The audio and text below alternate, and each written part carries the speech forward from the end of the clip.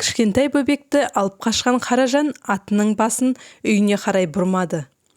Қоймасындағы колхоздың дүние мүлкін көп жылдан бері сатып, жеп өзі де әбден күнәға батып болғанды. Жақында еткен колхоз басқармасының мәжілісінде Қаражанның көп жылдан бергі қолынан өткен колхоз заттарынан есеп алу жөнінде шара белгіленген. Ал оның жегені аз еместі. Қашарыңда қашарсың, бірақ босанарыңда сасарсың. Жеуін жегенмен де Қаражан өзіне ревизия келетінін білгеннен бері мазасы кетіп қобалжуда еді. Сөз жоқ, ревизия дұрыс жүргізілсе қылмысы ашылады. Қайтадан абақтыға түсері даусыз. Келе жатқан бәледен қалай құтылам деп басы әңк-тәңкі болды. Енді колхоздан бір жолата қашуға тәуекел етті. Ішінен буынған шүберек белбеуіне колхоз заттарын сатудан жинаған ақшаларын қат-қат етіп тігіп алып, сәтті күтінді күтіп жүрді. Бүгін ойда жоқта жерден Қырмызының мына жас сәбиін ұрлап алысымен-ақ шешім өзінен өзі келген. Қаражан енді ең алдыменен өзінің алғашқы сотталған мерзімін өткізген Новосибирскіге қашпақ болды. Бұл қалаға жеткеннен кейін одан әрі Сібірдің тіпті қиыр шығыстың тайгасына кіріп жоқ болмақшы. Сол себептен ол өз үйіне бұрылмаған. Бірге туған ешкім жоқ, ал мұндағы жамағайын туыс руластарының құны оған 5 тиын. Ал сотталар болса, Қаражан өзіне 10 жылдан кем бермейтін біледі. 10 жыл. Одан құтылып келгенше кім бар кім жоқ. Және ол 10 жыл деген ең жеңіл жаза ғой. 20 жыл. Бұл бір адамның өмірі ғой, оған қалай шыдайды? Жоқ, қашу керек. Қаражан сайқырларды тасалап ұзақ жүрді. Аттың бөкен желісімен тербеліп, шырт ұйқыдағы бала ояна қоймады. Ай сүттей жарық. Ел орнықтау деген кезде бөтен бір колхоздың қой фермасына кеп тоқтады. Қырқалы сайдың жағасында отырған 2-3 үй екен. 1-2 кемпір шал мен бала шаға. Шалдың бірі Қаражанға таныс болып шықты. Түнделетіп қайда бара жатырсың, деді шал. Қаражанның атының шылбырын белдеуге байлап жатып. Мына бір кішкентайымыз сырқаттанып қалып, соны Ташкент түбіндегі бір білгір балгерге апара жатырмын, деді Қаражан жоқ жерден сылтау тауып. Деді шал. Осы күнгі дәрігерлердің қолынан келмейтін бақсы балгер емдейтін ол қандай кесел? Өзіміз де білмейміз. Колхоз дәрігерлері емін таба алмай-ақ қойды. Балгерді кереметтегеннен кейін апара жатырмын. Бишара баланың титтейінен ондай кеселге ұрынғаны қиын болған екен, деді шал. Сосын әлден еске түскендей, өзіңнің балаң ба? Былтыр барғанымда мұндай сәбиің жоқ секілді еді ғой. Қаражан қалжыңдай күлді. Бұл заманның билері қысырында да құлындайтын болыпты ғой. Бұлар осылай сөйлесе үйге кірді. Ошақ басында асылған қазанның астындағы отты көсеп бір қартаңдау әйел отыр. Түнделетіп үйге кіріп келе жатқан балалы жігітті көріп, аузын сылп еткізіп амандасты да ұшып тұрып төрге көрпе салды. Жоғары шығыңыз, деді ол сыпайылық көрсетіп, өзі босаға жаққа шегінді. Әке-шешесі тастап кеткен соң биыл балалар үйінен алып едік, деді Қаражан шалға. Бұл қалжыңым емес, шыным, дегенде инабатты үнмен. Өзі ұлма қыз ба, деді шал. Оянар емес қой. Алып қашқан баласының кім екенін Қаражан өзі де білмейтін. Жолай бетін ашып түріне бірер рет қараған. Оған айнымаған қырмызы секілді көрінген. Күнәкар, мүйіз боп қата бастаған жүрегі әлденеге кенет жылып кеткен. Осы бір ойда жоқта туған сезім Қаражанның үйіне қайтпай, баланы алып бет ауған жаққа кете беруінің де бір себебі еді. Алған әйелінің сүйегі жарылмай, әкелік мейірімнің не екенін білмеген Қаражан, әйелі нәрестелер үйінен 3 жасар баланы әкелгенде де селт етпеген. Ал бұл жолы баланың қырмызыға ұқсастығынан көңілі жібеді ме, әйтеуір ұйықтап жатқан сәбидің бетіне бетін таяп, оның тек нәрестеге ғана тән ерекше иісінен бір сәт мәстана қалғандай болды. Кенет жанын, тәнін, ақыл санасын өзіне жат басқа бір күш билеп кеткендей сезінді. Бұның қандай күш екенін өзі де білмейді. Шалдың балаң ұл ма қыз ба деген сұрағына дәл қазір жауап қайтару бұған өте қиын еді. Демек, сәбидің дәл шешесіне ұқсас кескіні есіне түсіп, қарт шопанға қыз демекші боп ыңғайлана бергенде, бұл сұрақтан шалдың өзі құтқарды. Қатын, деді кәрі шопан ошақ басына қайтара отырған әйеліне қарап. Мына жігіт Шеңгелді колхозныкі. Баласы сырқаттанып Ташкент түбіндегі бір балгер тауыпке алып бара жатыр екен. Жол соғып шаршағанда шығар, піссе қазаныңды тезірек түсір. Алда бейшарай, тумай жатып кеселге қалай илікті екен. Әйел баланы аяп асын түсірмекші болып күйбеңде қалды. Қазір түсірейін, өзі піскен шығар. Бейшара балаң тіпті үні де шықпайды ғой, өзі аман ба? Сөйткенше болған жоқ, Қаражанның жанында көрпеде ораулы жатқан бала кенет шар ете қалды. Айналайын деп Қаражан баланы көрпе-мөрпесімен көтеріп алдына алып әлдилей бастады. Сірә ұйқысы қанып қалған болуы керек. Бала көзін ашып, өзіне төніп әлдилеп отырған кісінің бетіне сәл қарап жатты да, бейтаныс адамды көріп жатырқап, қолды-аяққа тұрмай бақырып жылап қоя берді. Бейшара шешесін жоқтап жатыр-ау, деді шал. Сөйдеді де қатынына қарады. Әйелсің ғой, сен алып жұбатып көрші, әкесіне болар емес қой, деді. Әйел баланы алып көрпесін шешті. Аппақ сазандай қыз бала екен. Іш етіп қойған екен. Әйел қазір сәлшіда сүт беремін, қаймақ беремін деп күбірлей сөйлеп баланы қайта құндақтап әкесіне берді. Алдыңызға алып әлдилей тұрыңызшы, деді әйел. Қарны ашқан шығар, қазір мен сүт әкелейін. Бала Қаражанның алдына барысымен қайтадан шырылдап жылап қоя берді. Балаға әке шешеде қайдан болсын, деді есі шыққан Қаражан. Шал оған сәл сезіктене қарады. Тым жатырқанып жатыр-ау. Сөйткенше болған жоқ, қолына кешке таман ғана сауған қойдың бір кесе сүтін алып, әйел үйге қайта кірді. Бала жылауын қойып, қасықпен берген сүтті кәдімгідей іше бастады. Әрі-берден соң бітіруге айналды. Қарны ашып қалған екен. Тынышталған баланы енді әйел әкесіне берген жоқ, жанына қойды.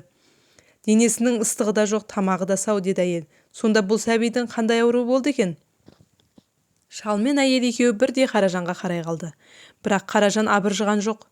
Оңай ауруы болса, өзіміздің колхоздың дәрігері де жазар еді ғой. Ат үсті қияндағы балгерге неге апара жатыр дейсіз, деді ол. Бейшаранікі ұстамалы кесел. Апырай, алда бейшарай. Қаражан ас ішіп болған соң суып қалған атына азырақ жем беріп жүрмек болды. Кемпір шалдың сезіктеніп отырғандарын бұ да байқаған. Және біреу-міреу мені көрген болса, соңымнан қуғыншының да келуі мүмкін ғой деп қауіптенген. Жібергісі келмеген шал мен әйелге күндіз тым ыстық, баланы жол соғып тастайды. Атым әлі болдырған жоқ, түннің салқынымен біраз жерге жетіп қалайын деп болмады. Ал бұл фермадағы шопандарға әнеугүнгі түндегі салт атты бөтен адамның баласын алып қашқан екен деген хабар жеткенде Қаражан Өзбекстан жеріне кіріп те үлгірген. Аудандық милиция, республикалық милицияға хабарлап, көрші республикалардан қашқынды іздегенше көп уақыт өтіп кетті. Баланы ұрлаған Қаражан құмға сіңген судай бір жолата жоғалды. Ал Қаражан бұл кезде аман-есен Ташкентке таяу бір станцияға жеткен. Сосын баламды Ташкентке дәрігерге апара жатыр едім. Күн ыстық, жолды көтере алатын емеспіз. Енді пойызға мінсек пе деп тұрмыз. Деп сол станцияның басындағы бір қазаққа астындағы атын арзан бағаға сатып, Ташкентке қарай ағыл-тегіл жүріп жатқан жүк машинаның біреуіне мінген. Мұнда келгеннен кейін енді осы арадан өзі абақтасында болған Сібірге кетуді ойлады. Пойызға мінуге қорықты. Өйтіп-бүйтіп самолетке билет алып, Рубцовкаға келіп түсті. Енді осы арадан пойызбен Новосибирскіге барып ретін тауып, одан әрі асып Сібірдің ұшы-қиыры жоқ тайгасынан сіңіп кетсем бе деп ойлаған. Осылай ол неғұрлым Қазақстан шекарасынан алыстай берсем, соғұрлым қауіптен де алыстай беремін ғой деп сенген. Бүйтіп жол шегу оған бәлендей қиынға түскен жоқ. Қалтасында ақшасы мол, ал ақшасы мол адамға жол табу да қиын емес. Оның үстіне баласы да бұрынғыдай жатырқанып жыламайды. Үнемі құшағынан тастамай әлсін-әлсін емізікпен сүт берген кісіге ол бірте-бірте үйренді. Дегенмен бұлай қашқан Қаражанның көңілде бұлқан-талқан еді.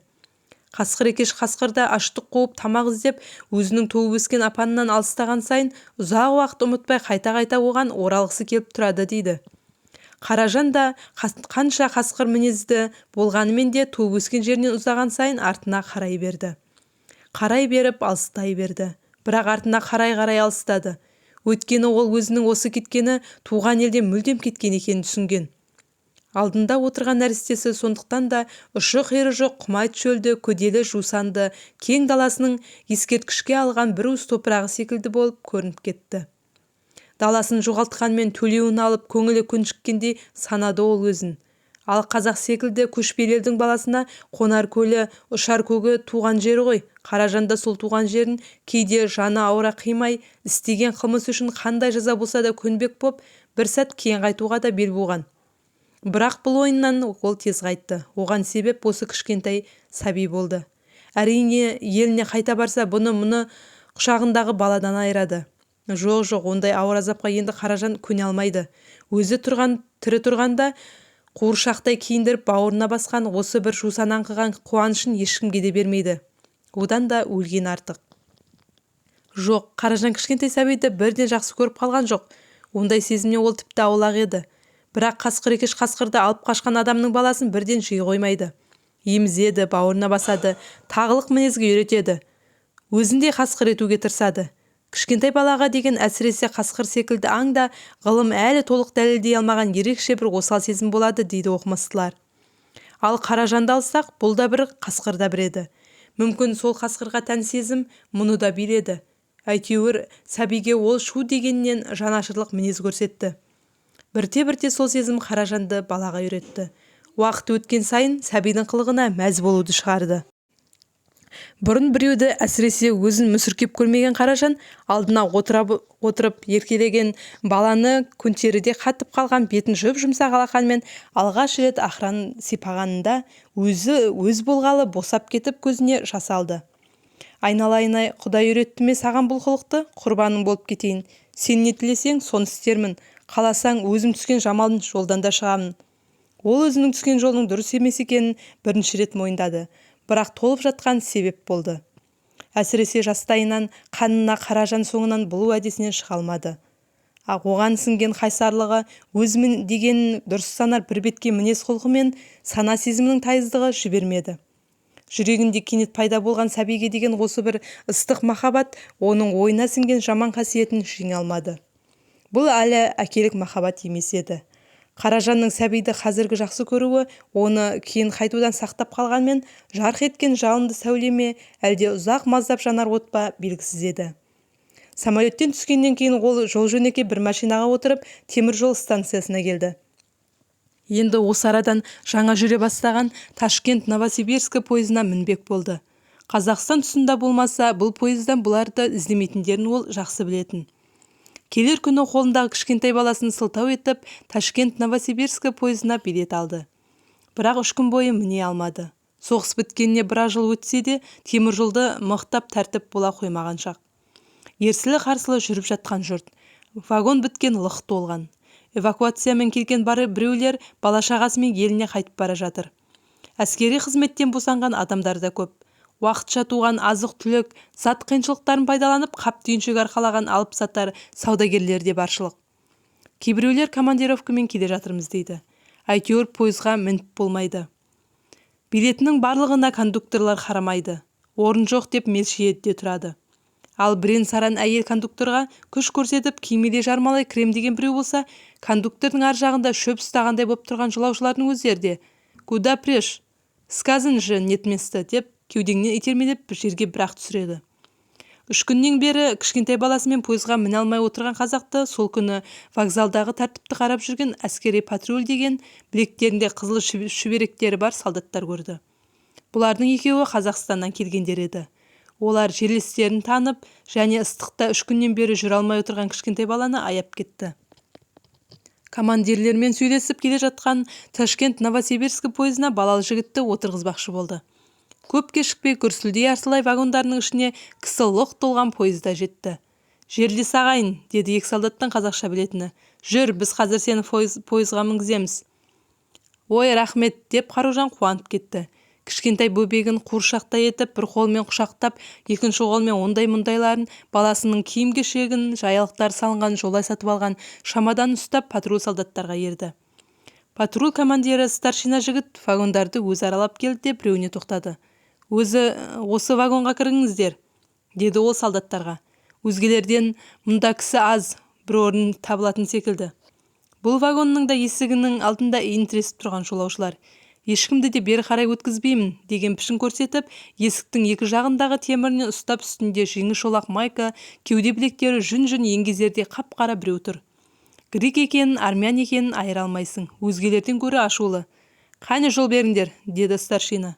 Автомат асынған 4 патрульге кім қарсылық істей алсын?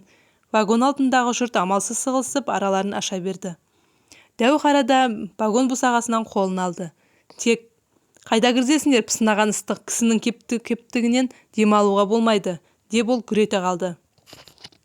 «Өзімізде бөшкеге салған май балықтаймыз», деді оның артында тұрған дәу қара тәрізді денелі жүнді сары. «Көрмейсің бе кішкентай баланы?» деді взвод командирі. «Бір орын табылар, былай тұрыңыз». Ол дәу қараға бұйыра сөйледі. «Соғыс кез емес қой күш дейтін», деді дәуқара жан-жағындағы жұртқа, сөйтсе де кейін шегінді. Жарайды, кірсін, деді кондуктор өзбек жігіті. Сосын Қаражанға қарап, 4-ші купенің астыңғы орнында бір-ақ кісі, соның жанына отыр, деді. Жарайды, күшпен кіргіздірмексіңдер ғой, деді енді жүнді сары. Көрерміз. Қаражан бұл кісінің ашулы кекесін үніне мән берген жоқ. Еген мән бергенде мүмкін бұдан былайғы тағдыры өзгеше болар ма еді, қайтер еді. Ол баласы мен чемоданын көтеріп, вагонға кіріп те үлгерді. Осы уақытта пойызда жүріп кетті. Вагон іші пысынап тұр. Бірақ орынсыз ентірескен ешкім де жоқ. Жұрт әжептәуір кең жайласқан. Жолаушылар вагон ішінде кісі көбейіп кетпесін деп, орын жоқ деп ешкімді кіргізбейді екен. Пойыз тоқтағанда есік алдында тұра қалады екен. Қаражан кондуктор айтқан тұсқа қарай беттеді.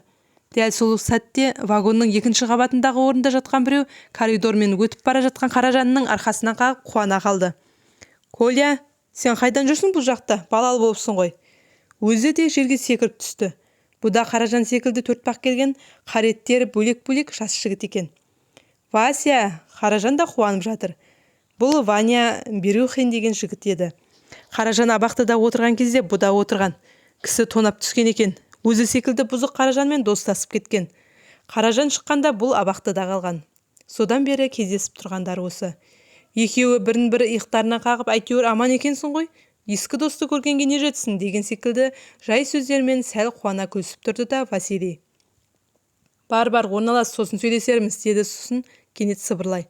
Байқа, 4-ші купеде нағыз үркебасшылар отыр, деді. Бүкіл вагон солардың қарамағында шатысып жүрме. Өлтіріп тастаудан қаймықпайды. Ұқтым, деді Қаражан әрі қарай жүре беріп.